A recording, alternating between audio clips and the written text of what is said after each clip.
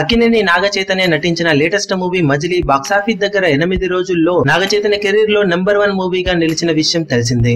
రారండే వేడుక చూద్దాం సినిమా నెలకొల్పిన కలెక్షన్ల రికార్డును బ్రేక్ చేసిన మజిలీ సినిమా షేర్ పరంగా 29 కోట్లకు పైగా షేర్ ను 8 రోజుల్లో అందుకొని దుమ్ములేపగా బాక్సాఫీస్ దగ్గర 9వ రోజు మరోసారి సాలిడ్ కలెక్షన్లతో దుమ్ములేపింది ఈ సినిమా. మార్నింగ్ మ్యాట్నీ షోల ఓపెనింగ్స్ ని బట్టి సినిమా బాక్సాఫీస్ దగ్గర 50 లక్షల నుండి 60 లక్షల రేంజ్ వసూళ్లను 9వ రోజు వసూలు చేస్తుందని భావించినప్పటికీ ఈవినింగ్ లో ఐపీఎల్ మ్యాచ్లు ఎఫెక్ట్ ఉన్నా కానీ ఆన్లైన్ టికెట్ సేల్స్ బుకింగ్స్ భారీగా ఇంప్రూవ్ అవ్వడంతో 9వ రోజు మరోసారి అంచనాలను మించబోతుంది మజిలీ సినిమా.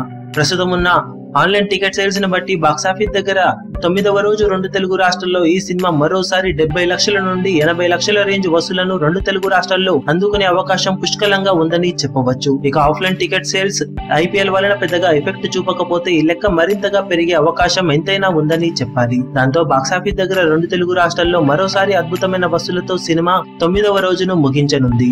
ఇప్పటికే కెరీర్ బెస్ట్ రికార్డులను నమోదు చేసి సరికొత్త బెంచ్ మార్క్ దిశగా అడుగులు వేస్తున్న మజిలీ సినిమా బాక్సాఫీస్ దగ్గర 9వ రోజు కలెక్షన్ల పరంగా మరోసారి సెన్సేషన్ ను క్రియేట్ చేసిందని చెప్పవచ్చు.